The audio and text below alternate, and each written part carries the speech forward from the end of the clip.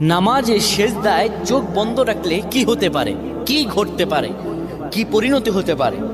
আমরা অনেকেই নামাজের সেজদায় চোখ বন্ধ রাখি। এটি আসলে আমাদের জন্য ভালো না ক্ষতি, এটি আমাদের জানতে হবে। নবী সাল্লাল্লাহু আলাইহি ওয়াসাল্লাম 532 নম্বর হাদিস সহিহ আল বুখারীতে বলেন, শোনো, তোমাদের মধ্যে কেউ যেন সেজদায় তার বাহুদয় যেন কুকুরের মতো না বিছিয়ে দেয়। অর্থাৎ এইভাবে অনেকে আমরা আছি, এইভাবে সেজদা দেই না। আমরা সেজদা এই যে বাহুদয় আমরা জমিনের মধ্যে লাগিয়ে দেই। রাসূলুল্লাহ স্পষ্টত নিষেধ করেছেন এইভাবে যেন কেউ সেজদা না দেয়।